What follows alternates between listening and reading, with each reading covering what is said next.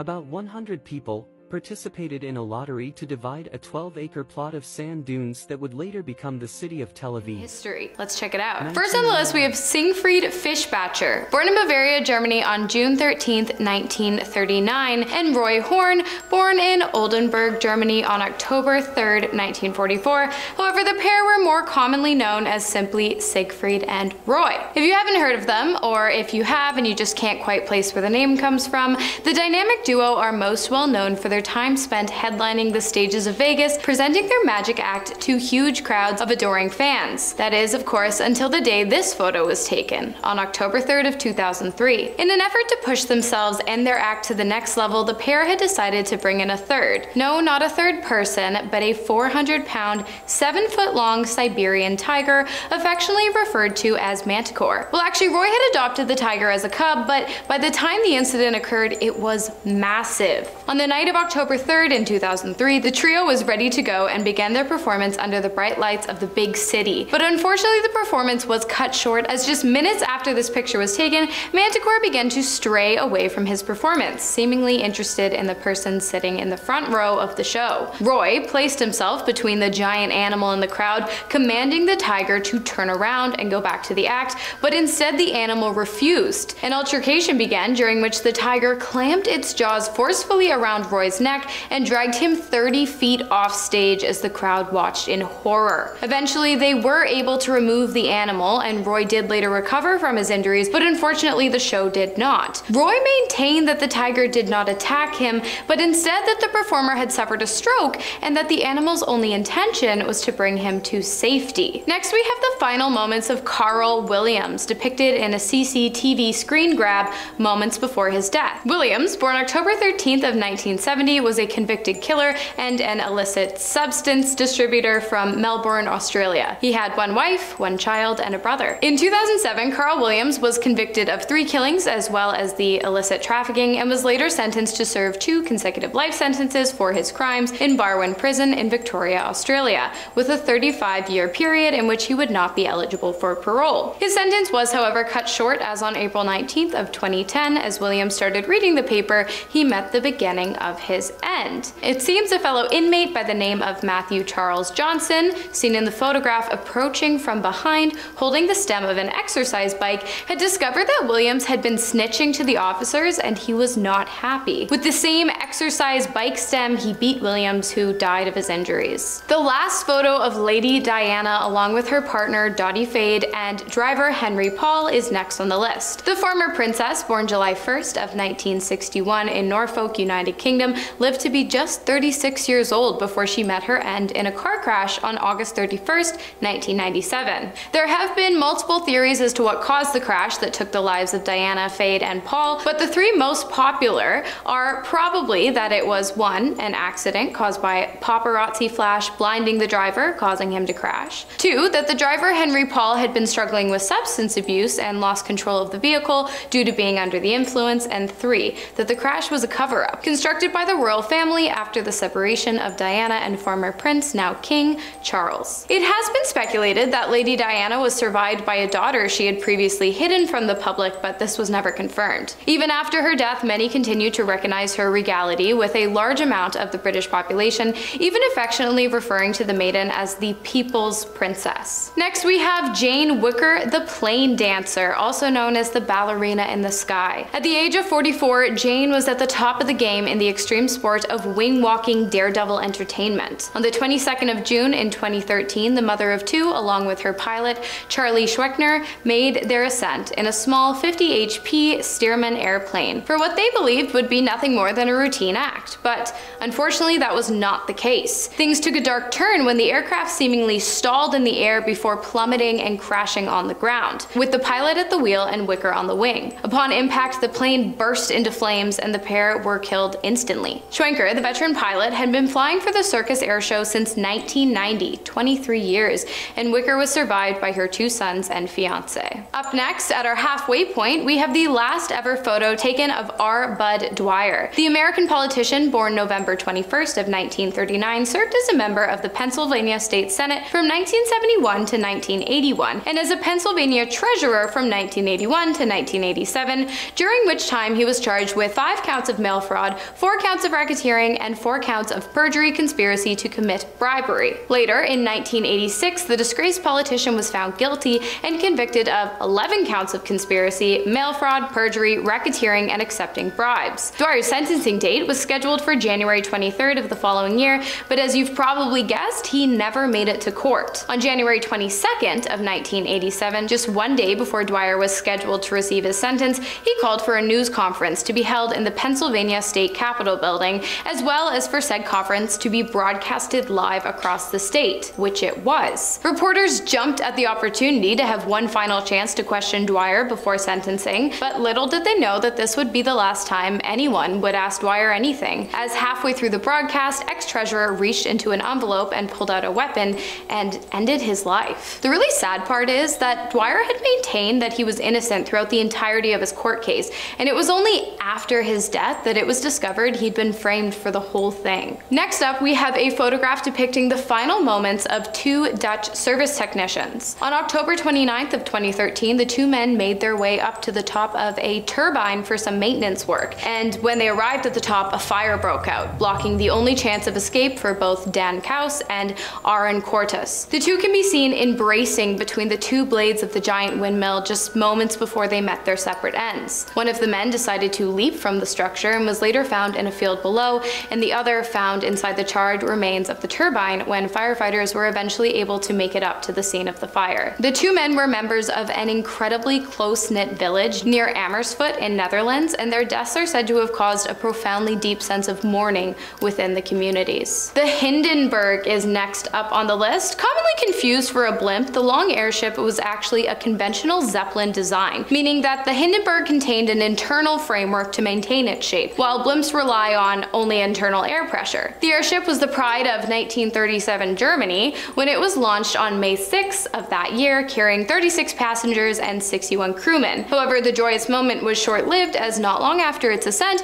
the airship exploded, most likely due to a gas leak that caused hydrogen from the vessel to mix with the oxygen in the air, and a small spark created by nothing more than static electricity caused the Hindenburg to be engulfed in flames. Surprisingly, the accident only caused 36 fatalities compared to the 92 people on board, and considering the entire aircraft had been engulfed in flames. Of the deceased from the incident were 13 passengers, 22 crewmen aboard the ship, and 1 ground crew member. Starting off our top 3, we have a photograph of Lalisa de Sisa, the first to cross the finish line of the Boston Marathon on April 15th of 2013, winning him the gold medal. Just 2 hours later, explosions went off in the very spot where the photograph had been captured, taking the lives of 3 people and badly injuring another 300. A year later, in 2014, Lalisa decided to return his gold medal to the city. He had also privately given his racing bib to a woman who had lost her lower leg and her husband, who had also sustained serious injuries from the incident. The year following the attack, de Sisa returned to compete again in the Boston Marathon,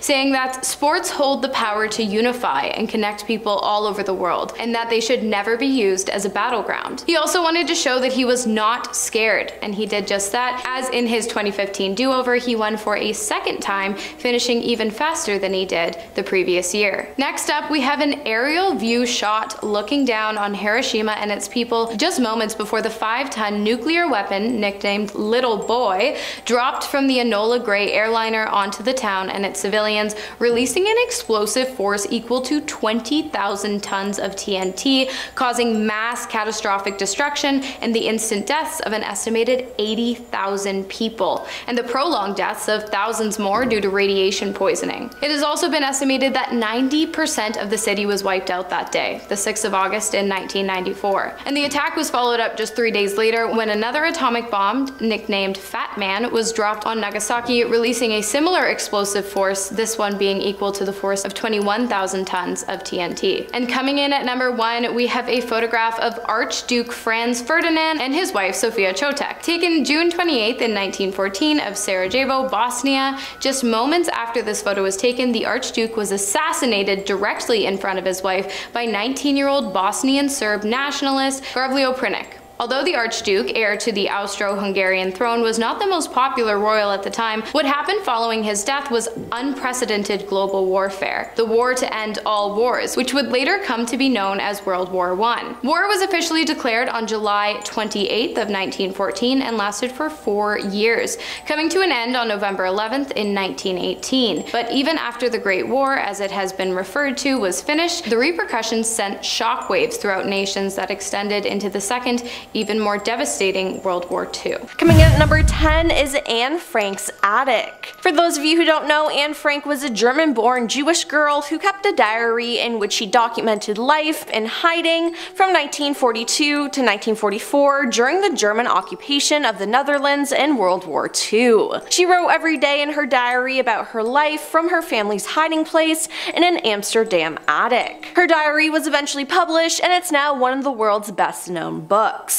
Now, this photo is not of Anne, but of her father, Otto, in 1960, revisiting the attic where the family hid. He was the sole survivor of his family, so I can't imagine the pain he had revisiting this place. Later, the photographer Arnold Newman recalled taking this photo. He said, "The mood was depressing, and I immediately began photographing him. After a few moments, the Westertoren bells next door began to ring. Those were the bells that Anne wrote about. He suddenly broke down completely, weeping uncontrollably, and then so did I. We never met again. To this day, when I lecture or tell his story to people, I find I choke up. I still can't help myself." Number 9, an inmate at the Rab camp. The Rab camp was one of several Italian concentration camps, and it was established during World War II in July 1942 on the Italian-occupied island of Rab, now in Croatia.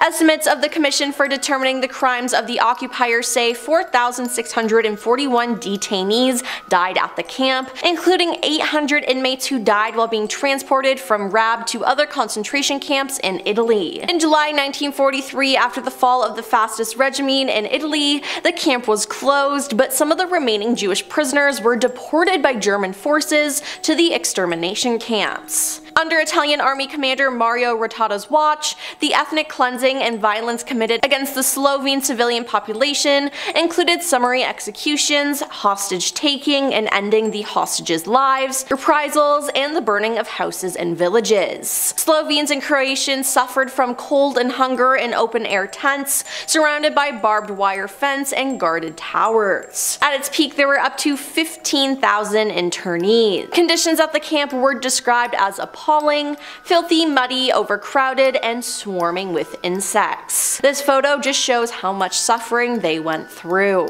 Number 8. A jail cell from the Salem witch trials. This makeshift jail cell truly brings out the horrors of the Salem witch trials. These trials were a series of hearings and prosecutions of people accused of witchcraft in colonial Massachusetts between February 1692 and May 1693. More than 200 people were accused, 30 people were found guilty, 19 of whom were executed by hanging. Now, women vastly outnumbered men in the ranks of accused and executed. It was in cells like this one that the accused witches spent their final moments before being executed. Now, it's just sad because we all know that this was just a scare and that they weren't real witches. Many of these women were suspected and chosen because they were simply unliked. Number 7. Pyramids on the Moon. In 1972, this image was taken by Apollo 17 during its flight to the moon near an area known as Geophone Rock. NASA listed the image as blank, but after retouching the photo, you can see that it's not completely blank. Turning up the contrast, a pyramidal structure can be seen. So, what is it? Was it some malfunction of the camera, or is there actually a pyramid on the moon? NASA has never given a credible version of the issue, which has led to some speculations about what actually can be on the moon, hidden from the public. And listen, not to be a crazy conspiracy theorist, but maybe it is true that aliens built the pyramids on Earth as they look like they did it on the moon too. I don't know, but it gives you a lot to think about. While this eye looks like it may belong to a scary monster, it's actually a human eye. While rummaging through photographs that capture the devastating impact of the Hiroshima and Nagasaki, this photo emerged. On the 6th and 9th of August 1945, the United States detonated 2 atomic for the Japanese cities of Hiroshima and Nagasaki, respectively. The aerial bombings together ended the lives between 129,000 and 226,000 people, most of whom were civilians. When the detonated at 1,900 feet above the city center of Hiroshima, the subsequent explosion caused temperatures of 10,000 degrees Fahrenheit to annihilate nearly everything within 1,600 feet of the blast zone. Almost anything and anyone within a mile was destroyed. And heat were so extreme that they bleached the city's exposed surfaces, except in places where an unsuspecting person shielded the building or sidewalk or bridge from the blast with their own body in their final moments alive. Now, this is what the eye of an victim plagued by an atomic rack looks like. While it had been a well-known fact that radiation causes cataracts in animals, the development of atomic cataracts in human beings was noted after the atomic in Japan. Now, it wasn't just this person who suffered from this, but many others as well. Number 5. The Babushka Lady. The woman in the brown coat, or the Babushka Lady as she was later called by the FBI, was very close to JFK when he was assassinated in Dallas. Traveling in a presidential motorcade through downtown Dallas, JFK was assassinated, hit once in the back and once in the head. Kennedy was taken to Parkland Hospital for emergency medical treatment, where he was pronounced dead 30 minutes later. Now, Lee Harvey Oswald was charged with Kennedy's assassination. He denied. Oswald then was as well soon after. These theories allege the involvement of the CIA, the Mafia, Vice President Lyndon B. Johnson, Cuban Prime Minister Fidel Castro, the KGB, or some combination. Now, according to eyewitnesses though, this woman, the Babushka Lady, filmed the entire thing. It's thought that from her vantage point, she may have been able to answer some critical questions about what really happened that day. However, the FBI was never able to track her down, and no one has since been able to figure out the identity of this mystery observer. Number 4.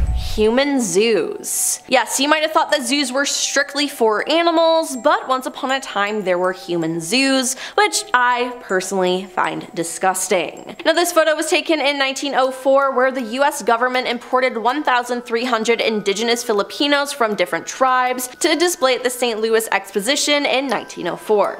Yeah, you heard that right. The government did this, but are we really that surprised? The zoos were public displays of people, usually in so-called natural or primitive state, to be seen and gawked at. These zoos were most prominent during the 19th and 20th centuries, and in the 1870s, exhibitions of so-called exotic populations became popular throughout the Western world. Human zoos could be seen in many of Europe's largest cities, such as Paris, Hamburg, London, Milan, as well as American cities such as New York City and Chicago. These people were zoo attractions among the monkeys and lizards to show off the new US possessions. These people were often bound by ropes and visitors threw peanuts at them. The treatment of these human beings was just awful. Number 3. The Dyatlov Pass Incident. The Dyatlov Pass incident was an event in which 9 Soviet hikers died in the northern Ural Mountains between February 1st and 2nd, 1959, under uncertain circumstances. This creepy photo shows the determined group traversing the harsh terrain just before they met their fate on the night of February 1st. The experienced trekking group from the Ural Polytechnical Institute, led by Igor Dyatlov, had established a camp in the Russian SFSR of the Soviet Union. Now, overnight, something caused them to cut their way out of their tent and flee the campsite while inadequately dressed for the heavy snowfall and sub-zero temperatures. Now, after the group's bodies were discovered, an investigation by Soviet authorities determined that 6 of them had died from hypothermia, while the other 3 had died by physical trauma. One victim had major skull damage, 2 had severe chest trauma, and another had a small crack in his skull. 4 of the bodies were found lying in running water in a creek, and 3 of those 4 had damaged soft tissue of the head and face, face, 2 of the bodies had missing eyes, 1 had a missing tongue, and 1 had missing eyebrows. Number 2. Treatment of a patient with mental illness. This 1890 photo depicts a woman forced into a crucifixion pose and facing a wall. The woman is a patient at a mental institution undergoing treatment. Now, believe it or not, forced standing was considered a legitimate part of treatment for mental illness in 19th century Germany. Now, back in the 18th and early 20th century, women were sometimes institutionalized due to their opinions and their inability to be controlled properly by a primarily male-dominated culture. There were financial incentives too, because before the passage of the Married Women's Property Act 1882, all of a wife's assets passed automatically to her husband. The men who were in charge of these women, either a husband, father, or brother, could send these women to mental institutions, stating they believed that these women were mentally ill because of their strong opinions. These men had the last say when it came to the mental health of these women, so if they believed that these women were mentally ill, or if they simply wanted to silence the voices and opinions of these women, they could easily send them to mental institutions. This is what could have happened to this woman in that photograph. Now, besides standing, practices at these asylums were dark, as they had treatments that included restraints, isolation, electroshock therapy, ice baths, forced drugging, and even lobotomies.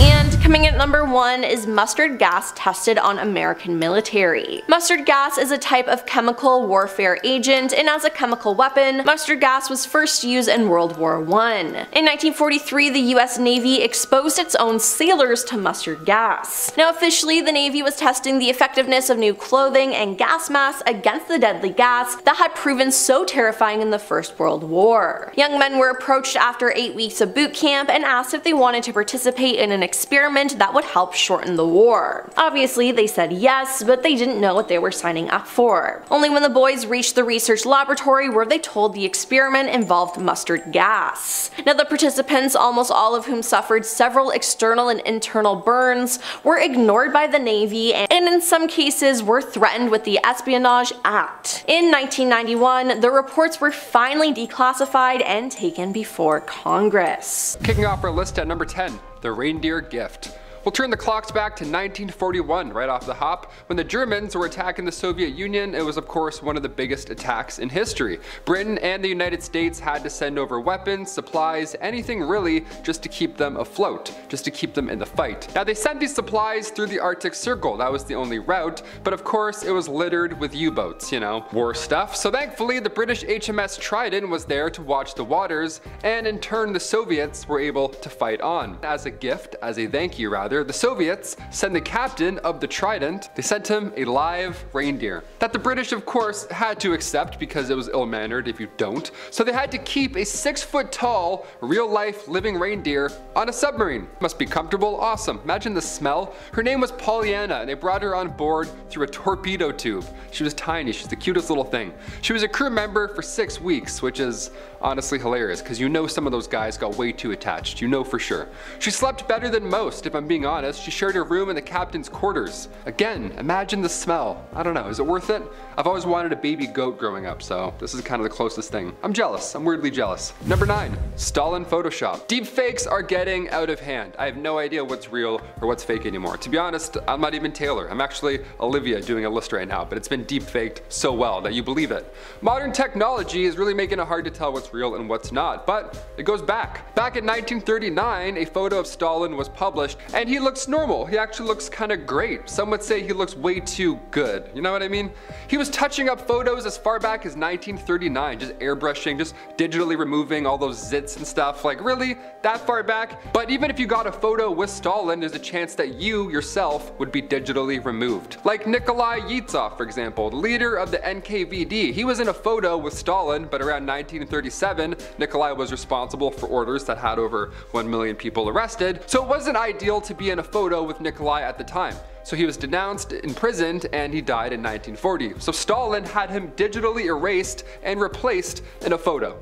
That's pretty hilarious. I don't know, this man was ahead of his time via Photoshop. How did he do it? How did they do it? No one knows. Number 8, Bill Clinton and Monica Lewinsky. Nice, I remember this one. I heard about this on LimeWire. That was cool. Heard about that at full volume. This was a huge presidential scandal. Back when you know, didn't happen every other week and stuff, this was a big deal. It was 1998 and Clinton's White House intern Monica Lewinsky was 22 years old at the time. Yeah, young. When you think back to all this old history, you're like, oh, they were this. No, very young, extremely young. They had a from 1995 to 1997, despite what LimeWire told us. Lewinsky said she hooked up with Bill 9 different times at the White House, and apparently, according to her schedule, Hillary Clinton was at the White House for at least 7 of those times. She's like, what's going on in there, huh? Is that my... Who is that? Number 7, adhesive bras. We'll liven this up a little bit with some vintage history it's kind of funny. It's pretty funny. Let's talk about sticky bras, shall we? What a mess this was, oh my. Back in 1949, Life magazine released an article that caught everybody's attention, obviously. This was news, this was like a new technology that was being announced. It was May 16th, 1949, and the article read, for 5,000 years, clothes have been draped, tied, buttoned, pinned, and buckled on the human form. This year, for the first time in history, drumroll, they will be glued on. What in the world? How? This is witchcraft. How did that happen? Just 1, 2, that's it? That's easy. Inventor Charles Langs changed the game, or he thought he did, in 1949. He made these bra cups that would stick to you with adhesive. This, you know, special glue. This special glue. This specific adhesive was promised to leave behind no residue, it was supposed to be painless, yet at the same time stay glued on even if you were to jump into a pool from a 10-foot diving board. That was the sell. Yeah, well, that's not true. That's definitely not true. Well, Langs ended up selling the company to Textron later on, and the product ultimately failed. Number 6, nuclear site list. Alright, back to the dark stuff. Here on Most Amazing, we love lists, right? I'm not sure if you can tell. Smash that thumbs up, hit subscribe, yada yada, we love it. But apparently the US government also fancies a list or two. Who thought? Back when Obama was still running the show, a report was delivered to Congress, or rather it was supposed to be. The 266-page report featuring, you know, every nook and cranny about the US nuclear program. It was released publicly on the government printing office's website in draft form. Draft form, couldn't have been easier, just a casual PDF that shows us maps with stockpiled fuel used for nuclear warheads. Awesome, right next to your resume. Imagine that, so convenient. How does this even happen? I thought this type of stuff could never happen, right? Well, MIT professor John M. Deutsch said that these screw-ups do of course happen and it's normal, and this one here isn't a serious breach. I mean, it certainly sounds serious, but okay. We'll just have to trust the government. Number 5, UFOs in the ocean. This video here was leaked in the last couple of years. You've probably seen it, hopefully not. This would be a great day. The footage itself was recorded in 2019 in San Diego. Now the Pentagon has since of course confirmed its authenticity, and the UAP, the unidentified aerial phenomenon here, is sphere-shaped and it's flying at extremely high speeds. There's no exhaust, no propulsion system whatsoever. It's just a metal ball whipping by San Diego, and now we're questioning our beliefs, so that's fun. The sphere vanished into the water afterwards, into the ocean, and then was never seen ever again. Number 4, radar footage. Now normally when we see leaked footage, be it of UAPs or leaked documents, whatever, it's always the worst quality. Like that one, not the best, right? Not quite 4K. It's hard to believe when military footage is poor quality, right? Like how can we see photos of black holes and not even have a photo of a UAP yet, right? What's going on here? Well, Jeremy Corbell, he's here to help. Jeremy? What if he just walked in? That would be crazy. He's not here, that's insane. Jeremy took to Twitter in May 2021 sharing footage of US Navy ships being swarmed by UFOs. Like more than one. Sorry, UAPs. We're not gonna call them that anymore. Now this time we have radar footage, and that's pretty sweet, that's different. It came from the Combat Information Center aboard the USS Omaha. The 46-second clip was originally recorded July 15th, 2019. You can even hear people in the background reacting to what's happening in real time. You hear panic in their voices. These military personnel, in the background, you can overhear them talking about how fast the objects are moving on the radar. So, seems very believable this time, right? It's not just a grainy footage. It's like a live reaction kind of. And if he's spooked, we're spooked, right? Number 3, Watergate. I have to include Watergate, right? It's one of the biggest scandals in US history.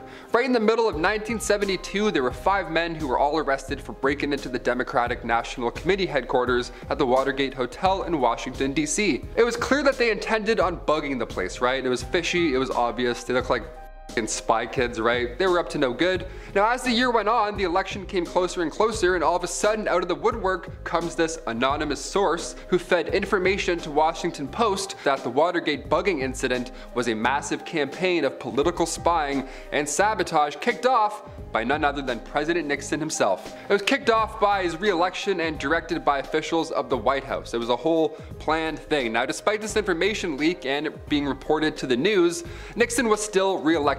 Now, these men were clearly linked to a fundraising group for Nixon, but his administration just kept denying any involvement, right? That's the key. Deny, deny, deny. It wasn't until later that year in 1972 when reporters Carl Bernstein and Bob Woodward, they came forward and exposed everything. Now we got the truth. They exposed the administrator's role in the entire scandal, how they had an inside source, an FBI agent named Mark Felt. It was a whole thing. This ultimately led to Nixon resigning in 1974, the first ever president to do so. Yeah, that's how you know you got caught, when you have to resign. Know what I mean? Number 2, shadow brokers. Back in August 2016, a group named the Shadow Brokers were the talk of the town. And with that name, how can you not be, right? The shadow brokers would steal cyber weapons from an NSA hacking unit and then proceed to sell them online to the highest bidder. Now, this sounds made up. This sounds like it's from a movie. This is crazy, right? Now, these tools in question, these cyber weapons, they've been used by many countries and many not so great sounding schemes. China, Russia, Iran, North Korea, you name it, these cyber attacks can happen anywhere, right? The 2019 ransomware cyber attack, that's one example. This incident was connected to the shadow brokers. So whoever this mysterious group is, it still remains a mystery and still sounds made up as shit. It sounds like a DC Comics villain. It's insane. And finally, number 1, motorized roller skates. We'll end on a fun one, because, you know, why not? This last one they've been working on for a very long time and we still can't crack it, right? This is the craziest thing I've ever seen working on this channel, so I gotta end with it. Motorized roller skates, what a nightmare this would be. Imagine if this worked out. Even Elon Musk would see this and be like, no, that's crazy. This photo was taken at the Sunoco station in Hartford, Connecticut. Now, context aside, this is an odd one. A guy with a briefcase is filling up at the gas station and he's wearing roller skates. That would look bad today. You would have SWAT teams rolling up if you saw that, right? It's 1956 and that futuristic looking man right there is Mike Dreschler. Now, at the time, he was working for a Detroit skate company, but he was very close to gas-powered skates. They would have cost around $250, which today is around $2,400. And its max speed was 17 miles an hour. Again, imagine that in the closing act of like a Mission Impossible movie. That's crazy. Now, obviously the public wasn't supposed to see this. They feared that it would encourage folks to get creative on their own and, you know, launch their way to work. So yeah, don't make rocket skates with gasoline. Thanks. We're gonna start off the list with this image here. This is not one of those niche taxidermy pieces. This is indeed a living two-headed dog, pieced together by a mad scientist. Vladimir Demikov was a scientist from the Soviet Union who did some really questionable stuff back in the 50s. He came up with this strange idea of attaching the head of one dog onto another, creating a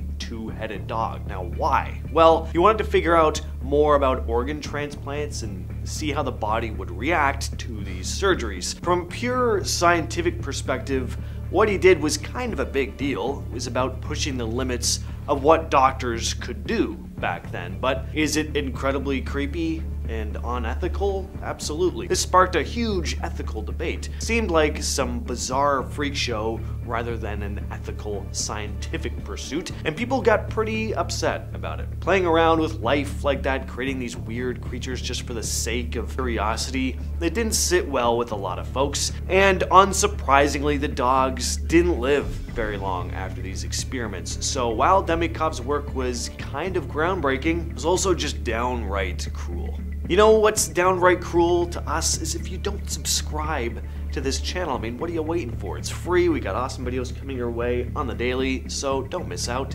Hit that button down below. Next up, we have this image here of Captain Robert Falcon Scott and his team of explorers after finally reaching the South Pole. It had been a long, grueling, treacherous expedition, and they'd arrived only to find out that a Norwegian team of explorers had beaten them to the punch Not only were these men now exhausted, starving, and frostbitten, but they wouldn't even be remembered as the team to reach the South Pole first, and now they had to make the long return trip back to base camp. You can see how miserable and distraught they all look here, not to mention very unwell. Definitely frostbitten. Tragically, the team would never make it home alive. The weather was harsh, they were already suffering from exhaustion, and they were running out of supplies. The first member of the team to pass was Edgar Evans, who died on February 17th of 1912. Then Lawrence Oates willingly walked out into a blizzard, ending his own life. Scott, along with Edward Wilson, Henry Bowers, and Edgar Evans, kept going, but things got worse. A storm ended up trapping them in their tent for 9 whole days, and they couldn't move. They died in the tent, just 11 miles away from where they could get more supplies. This is a photograph taken in 1986 of what were known as the Chernobyl liquidators. See those white stripes, the patterns at the bottom of this photo? That was caused by radiation on the film. The Chernobyl liquidators were a group of people who were called in to clean up the mess after the Chernobyl nuclear disaster in 1986. Their job was to try and make things safer for dealing with the radioactive contamination. These were regular folks, soldiers, firefighters, and other workers who faced really dangerous conditions to help control the aftermath. These workers had to deal with high levels of radiation, and many of them got sick later on due to exposure. They didn't have fancy gear like we might see today. In fact, there wasn't even enough protective equipment for everyone, so some of them had to construct their own out of leather and lead plates. It was an incredibly tough and risky job, and they faced severe health consequences because of it. Some, of course, even died because of the exposure.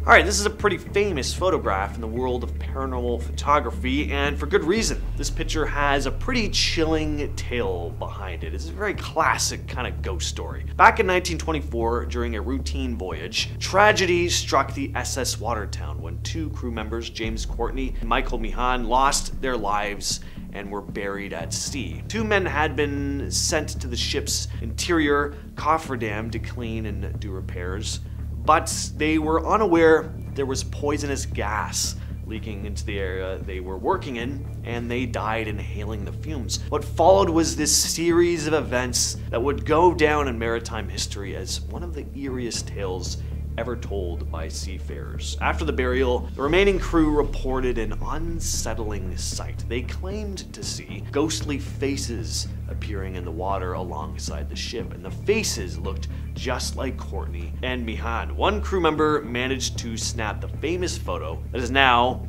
infamous, seemingly revealing their ghostly faces in the water. Alright, want to see part of the underground hideout of a Russian doomsday cult? Well, you're looking at it. This is one of those images you can kind of smell just by looking at. Never a good thing. Pyotr Kuznetsov led a strange group called the True Russian Orthodox Church, and in 2007 he convinced his followers to barricade themselves inside a cave. Kuznetsov wasn't with them because police had him in custody. He claimed to be a prophet, combining Christian teachings with visions of the world ending. So why did they hide in a cave? Well, they genuinely thought the world was about to end, and by shutting themselves away, they believed they could shield themselves from the apocalypse. The police found out where the cave was, but the people inside threatened to harm themselves if the police tried to step in, and after a few months, yes, months, spent in that cave, the Russian security forces finally stepped in.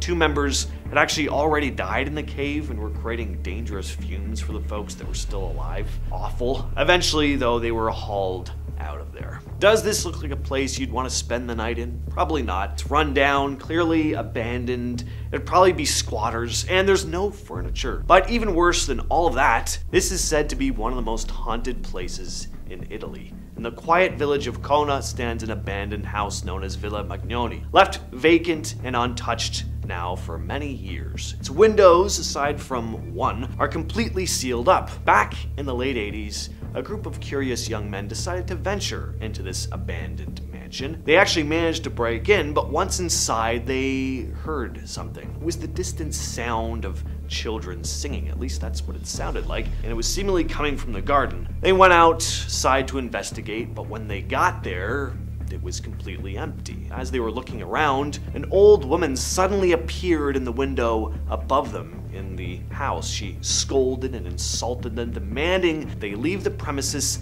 immediately. The teenagers did the smart thing and hastily booked it out of there, but just after they'd hopped into their car and began peeling off, they got into an accident. 3 of them ended up losing their lives in the crash, leaving only 1 survivor. In the aftermath, the villagers took the precautions and sealed off all the windows of Villa Magnoni, believing someone or something dark was lingering inside the property. Weeks later, they discovered that the covering on one specific window, the very one where the old woman had appeared to scold and curse the boys, was mysteriously uncovered. This is one of the last photos taken of the Apollo 1 crew on the day a deadly fire erupted during a pre-launch test. All 3 astronauts lost their lives. On January 27th of 1967, during a pre-launch test for the Apollo program, the crew of Apollo 1, Gus Grissom, Ed White, and Roger B. Chaffee, were conducting a test at Kennedy Space Center in Florida. The spacecraft was mounted on its launch vehicle. The purpose of the test was to check the spacecraft's systems and conditions, simulating a launch, with external power sources disconnected. During the test, though, the crew encountered an issue. A fire broke out in the pure oxygen environment of the command module's cabin. The fire spread incredibly fast because of the highly flammable materials that were used at the time to construct the spacecraft. This is one of the last known photographs taken of a man named Michael Rockefeller, the son of New York Governor Nelson Rockefeller, who never returned home from an expedition to Dutch New Guinea, now part of Indonesia, in 1961. Michael was on a mission to study the Asmat people, an indigenous tribe known for their unique art and customs, and while on an art collecting expedition along the coast, Michael's boat capsized. He and a fellow explorer, Rene Wassing, tried to swim to the shore, which was about 12 miles away, but Wassing eventually became too exhausted, and Michael decided he was going to continue swimming alone, hoping to reach help. But Michael would never be seen again. Now, the famous theory is that the very tribe seen with him in this photograph ate him. Now, although cannibalism was still a bit of a thing in some areas of Asmat at the time, there's not a whole lot of evidence for that. It just makes for a sensational kind of story. There's another possibility that he was attacked by sharks or just succumbed to exhaustion. This is a photograph taken inside Waverly Hills Sanitarium in Kentucky, a hospital that became famous for treating patients suffering from tuberculosis.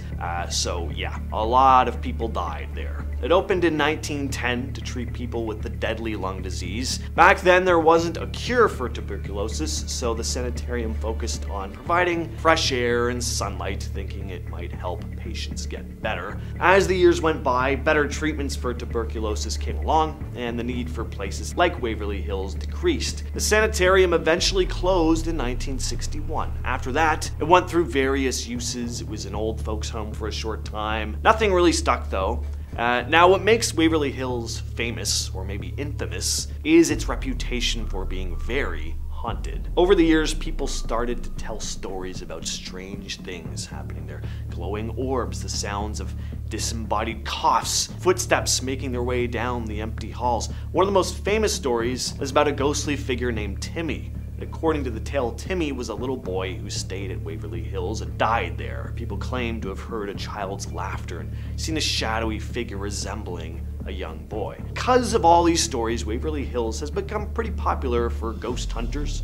There have even been TV shows and documentaries filmed there. And finally, we have Mayenga Nasaka. Mayenga Nasaka was a nurse in Zaire, now the Democratic Republic of Congo, during a scary time in 1976, the Ebola outbreak. This photo captures one of the last moments of her life. Mayenga got infected with the Ebola virus while she was working at Mambalat Hospital in Kinshasa. She was caring for a nun who'd been brought in from Yambuku Mission Hospital where the outbreak started. The thing is, Mayenga's case became kind of famous because she was one of the first healthcare workers to get sick during the outbreak. In the picture, you can see her standing next to another nurse taking care of a patient. But here's the heartbreaking part. Just a few days after this photo was taken, Mayenga passed away. Hospital staff didn't have the right gear to protect themselves, and there weren't enough precautions to stop them from coming into contact with patients' blood or fluids. This was the very early stages of the outbreak, and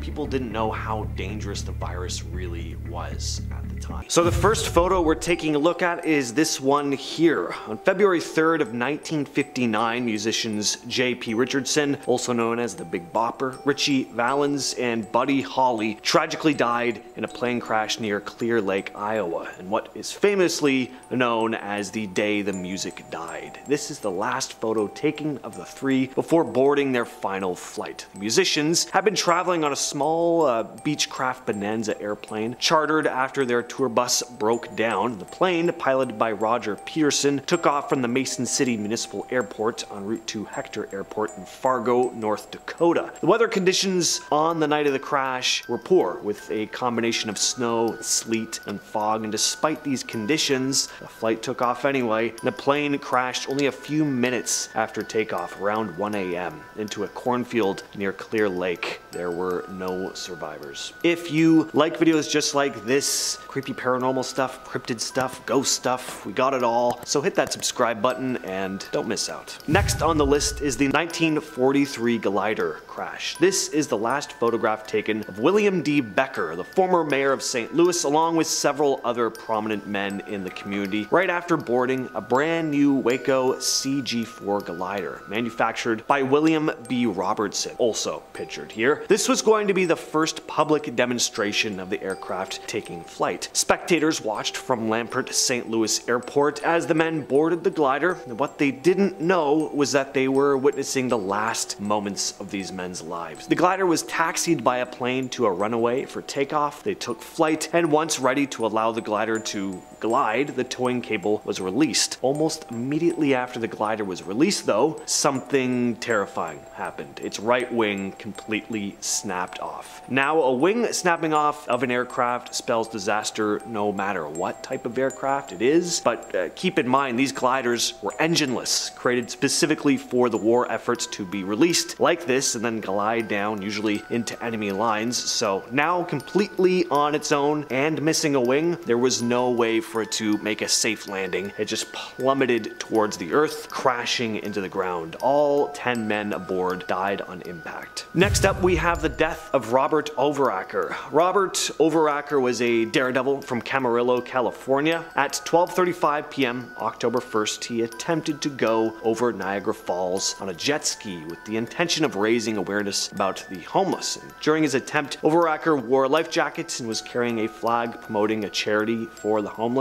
He had also intended to deploy a parachute at the last moment to escape the fall, but the parachute didn't deploy and he plunged over the falls. This photo was taken just as he went over. He was only 39 years old. Number 7, George Mallory and Sandy Irvine. On June 8th, 1924, British mountaineers George Mallory and Andrew Sandy Irvine went missing on Mount Everest during their attempt to reach the summit. Mallory and Irvine were part of the British 1924 Mount Everest expedition led by General Charles Bruce. The pair were last seen by their fellow climber Noel Odell at an elevation of around 28,000 feet on the northeast ridge of the mountain. The weather on Everest that day was unstable, very overcast with snow making for low visibility. After Mallory and Irvine failed to return to their camp, search parties were sent out, but no trace of them was found. Several expeditions in the following years attempted to locate Mallory and Irvine's remains and their camera, hoping to find clues about whether they reached the summit, but it wasn't until 1999 that Mallory's body was discovered on the north face of the mountain. The last photo snapped of them was taken by Noel Odell right before they began their ascent. Japan Airlines Flight 123, a Boeing 747, crashed on August 12th of 1985, taking the lives of 520 of the 524 people on board. The crash was caused by severe structural failure, which led to a rapid decompression and loss of control. The last photo recovered from the crash site was taken by one of the passengers on the flight. In the photo, passengers can be seen wearing wearing oxygen masks. The accident was caused by the rupture of the aircraft's rear pressure bulkhead, which separated the pressurized cabin from the unpressurized tail section. The bulkhead had been improperly repaired after a tail strike incident 7 years earlier. And the failure of the rear pressure bulkhead led to a sudden and explosive decompression inside the cabin. Decompression caused damage to control cables and systems, making it almost impossible for the pilots to maintain control of the plane. The craft eventually entered a rapid descent and crashed into a mountain range. There were actually more than 4 passengers who survived the initial crash, but they died after several hours waiting to be rescued. Japan Airlines Flight 123 crash is one of the deadliest single aircraft accidents in aviation history. Number 5, Snake Man. This is the last photo taken of Ali Khan Samsudin. He was known as the Snake King after he spent 12 hours a day for 40 days living with 400 cobras in a small room. He also stayed in a small glass enclosure with 6,000 scorpions for 21 days, earning him the title Scorpion King. His 2006 performance in Kuala Lumpur would sadly be his last, though. During his show, he was bitten by a king cobra, one of the deadliest snakes in the world, with venom powerful enough to take down a full-sized elephant in a matter of hours. Samsudin had been bitten before. He'd even suffered a couple cobra bites before and made it out alive, but this time he didn't recover. His condition just got worse and worse, and the Snake King died in the hospital 3 days later. Next, we have the last photo of Mayinga Naseka. Mayinga Naseka was a nurse in Zaire, now the Democratic Republic of Congo, during the 1976 Ebola outbreak. She contracted the Ebola virus while treating patients at Mambalad Hospital in Kinshasa. She caught the virus while treating a nun who had been flown in from Yambuku Mission Hospital, where the initial outbreak began. Nasaka's case became widely known as she was one of the earliest identified healthcare workers to be infected during the outbreak. And in this photo, you see her standing with another nurse tending to a patient. She died just a few days after this picture was taken. The nurses weren't given the proper protective equipment, and there hadn't been any proper precautions taken to prevent contact with the nun's blood or fluids, because at the time, it wasn't known just how deadly the virus really was. Next up, we have the 1961 US figure skating team. This is the last photo of the US figure skating team, which was taken at the airport shortly before they boarded Sabina Flight 548. In the photo, team members appeared in high spirits, smiling, posing for the camera. Little did they know that this would be the last moment captured before the tragic event that claimed their lives. On February 15th of 1961, Sabina Flight 548, a Boeing 707 aircraft crashed while attempting to land at Brussels Airport in Belgium. The plane was carrying the entire team along with coaches, officials, and other passengers. The crash resulted in the tragic loss of 72 people on board. The cause of the crash never been 100% determined, but the most likely cause was a failure in the plane's flap system combined with poor weather conditions. The pilot struggled to maintain control during the landing attempt, leading to the deadly accident. Alright, next up we have the last photo of Christopher McCandless. On September 6th, 1992, the decomposing body of Christopher McCandless was found in a bus he had been living in just outside of Denali National Park in Alaska. McCandless had embarked on a journey to leave civilization behind and live off the grid. He spent 113 days living off the land, using the bus as his shelter. His journal entries were discovered, and it was likely he died about 19 days before his body was discovered. After living in the bus for over 3 months, McCandless finally decided he was going to try and make his way back to civilization. But this was unfortunately not going to be as easy as he thought. The river he had crossed to reach the bus was now much higher and swifter than it was when he first ventured in. He decided to turn back, left an SOS note on the bus reading, "Attention possible visitors, SOS, I need your help. I'm injured, near death, and too weak to hike out. I'm all alone. This is no joke. In the name of God, please remain to save me. I'm collecting berries close by and shall return this evening. Thank you, Chris McCandless." McCandless succumbed to starvation while waiting for help that never arrived. When his body was discovered, he appeared extremely gaunt, reportedly weighing only around 60 pounds at the time of his death. And finally, we have Princess Diana. This photo was taken by paparazzi in August of 1997 in Paris. Pictured here is Princess Diana, Dottie Fade, her driver Henry Paul, and bodyguard Trevor Reese-Jones, right before a fatal car accident. Reese-Jones was the only survivor. Princess Diana and Dottie Fade were in a romantic relationship. They had been vacationing together in the French Riviera when they were pursued by paparazzi. As they left the Ritz Hotel in Paris, their car was chased by paparazzi photographers on motorcycles trying to capture images of the couple. In the Pont d'Alma tunnel, the car lost control and slammed into a concrete pillar. The impact of the crash was severe, leading to the deaths of Princess Diana and the other two in the car. Of course, the bodyguard did survive though. The aggressive pursuit by the paparazzi was widely criticized. Some people blamed them for indirectly causing the accident due to their relentless chase, something that I definitely agree with. I hate paparazzi. Like, just come on, get a real job, honestly. At number 10, parkour gone wrong. I'm sure you've all seen an example of parkour before, but I would personally describe it as people launching themselves from one spot to the next, avoiding injury by the skin of their teeth. Often done outdoors, some of the maneuvers these people do are seemingly impossible. While it takes a lot of practice and coordination, this sport can also be super dangerous. Parkour daredevils like to take things quite literally to the next level, and as heights get higher and tricks get more technical, disaster's not far behind. Pavel Kashin was a Russian parkour artist who unfortunately learned his lesson the hard way. In 2013, he was performing a stunt on the rooftop of a 16-story building with a friend filming. They ended up capturing the final moments of Kashin's life. He was one of the well-known parkour artists or freerunners, being named one of the best in the world. He was known for his breakthrough stunts, which you can still find videos of today. On the day of his passing, Kashin was standing on a 3-foot wide ledge on the top of an apartment building. The daredevil decided to do a backflip on this very small ledge, with him completing the trick only to lose his footing on the landing and be sent over the edge. Kashin's fans and fellow members of the parkour community showed their support and sent respects to his family. His friends uploaded the final image of Pavel mid-flip with the permission of his parents to the web. Kashin's parents hoped that the image would deter others from doing the same as their son. Number 9. Wind turbine fire. If you've ever seen a wind turbine in real life before, you will know just how massive the energy converting monsters actually are.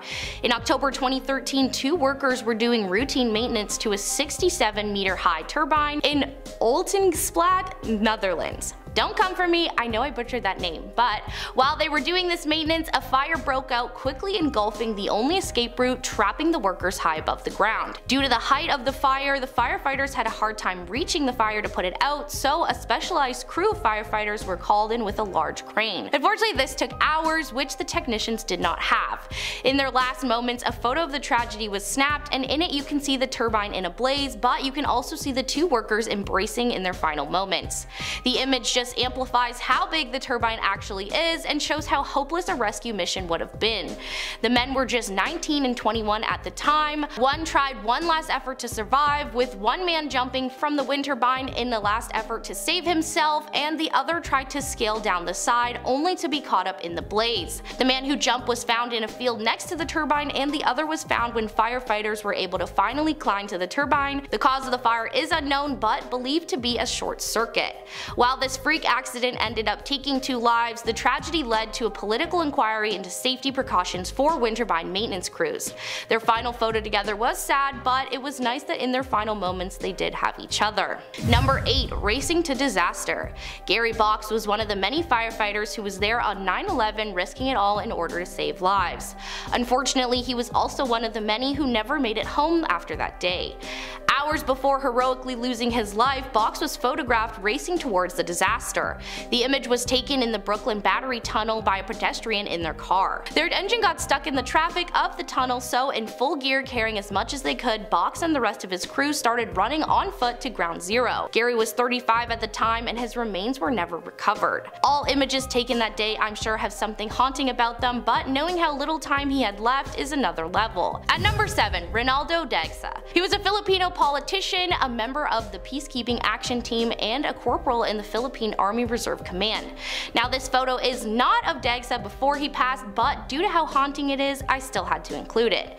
His passing achieved notoriety due to the picture he snapped of his family on New Year's with unbelievable timing. The image DeGsa captured also inadvertently captured the man who was about to take the shot that would ultimately take his life. The photo was extremely helpful when it came to investigators identifying the shooter because the image shows the gunman quite literally seconds before taking the fatal shot. The picture was taken outside the councilman's house in metropolitan Manila.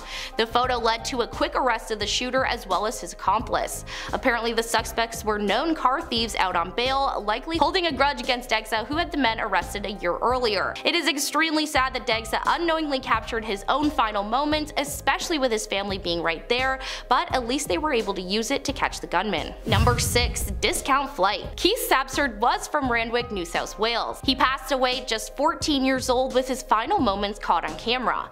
On February 22, 1970, the teen snuck onto the tarmac at Sydney Airport in Australia with the idea to hide inside a Tokyo-bound plane in order to run away.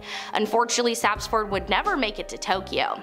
His father described Keith as a curious kid who always had an urge to keep on the move. Due to his restlessness, his parents decided to send him to Boys Town, a Roman Catholic institution specializing in troubled children, for some discipline and structure. Instead, Sapsford escaped from the facility after a couple weeks and headed to the airport. Thanks to the far more relaxed regulations and security of the 70s, Sapsford was able to sneak onto the tarmac with ease. It's unknown if Keith knew where the plane was headed, but he saw a plane preparing for boarding and climbed into its wheel well. It took a few hours for the plane to take off, but eventually it made its way to the sky. What Keith didn't know was that the plane was going to reopen the wheel compartments to retract the wheels. When this happened, Sapsford fell out of the plane, falling 200 feet. One of the craziest things about this tragic event was by pure coincidence.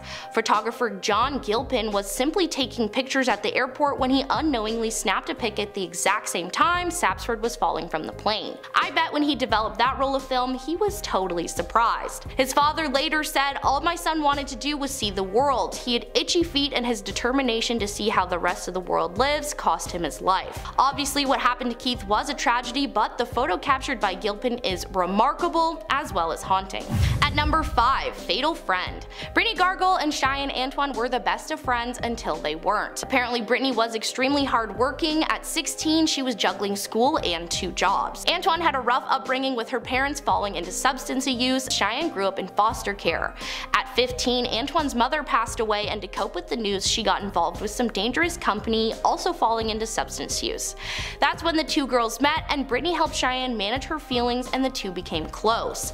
On March 25, 2015, Brittany posted a picture of her and Cheyenne on social media. The two planned to go out for drinks and have fun, but as the night went on, things got out of hand and the details became fuzzy. The girls traveled to a pub, then to a house party, and then one more pub. Cheyenne claimed that around 4 AM, Brittany asked a man for a lighter and invited him for drinks, but she didn't know what happened later. Cheyenne heard nothing from Brittany the next day, and later the police received a 911 call of a woman lying on her back, cold to the touch. The woman was identified as Brittany. Cheyenne was questioned and her story checked out, but the police thought she was hiding something. As the police dug further, more details came out. In the end, Brittany's passing was ruled a strangling, and this led them to a crucial lead. It was the picture Cheyenne had posted on social media the night of the events. In it, Cheyenne was wearing a stylish black belt, the same belt that had been found at the crime scene. In 2017, after all the evidence collected, Cheyenne was arrested for taking Brittany's life, with Cheyenne claiming not to remember anything due to the substances. In the end, Cheyenne was sentenced to 7 years in prison, with her release in 2024. At number 4, the final dive. Nicholas Mavoli was an American free diver who passed doing what he loved, but not before taking a picture that will give you the chills. Mavoli began freediving competitively in 2012, winning titles twice at the Deja Blue competition and finishing 3rd at the Caribbean Cup in Honduras. With much success in his newfound passion, Mavoli only wanted to take things even further. On November 15, 2013, he prepared to dive into Dean's Blue Hole, hoping to reach 72 meters on a single inhalation with no fins or supplemental oxygen.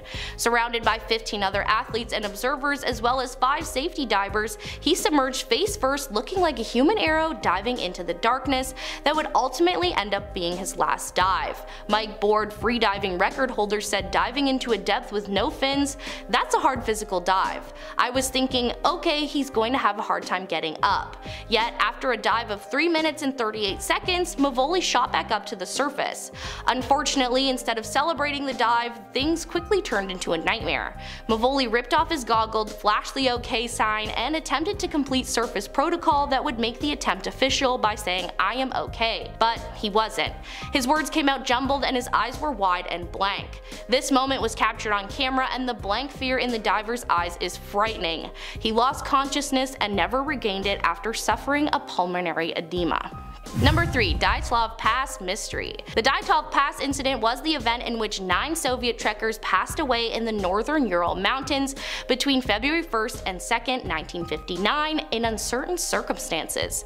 There are many theories as to what caused the tragedy, but ultimately it's a mystery. The experienced trekking group from the Yuri Polytechnic Institute was led by Igor Dyatlov. Overnight, something seemingly caused the group to cut their way out of their tent from inside and flee the campsite. While them cutting open their tent from the inside is confusing enough, the bodies found were improperly dressed for the heavy snowfall and the freezing temperatures. As the story goes on, things only get further from making sense. After the bodies were discovered, Soviet authorities determined that 6 had passed from hypothermia, while the other 3 suffered physical trauma.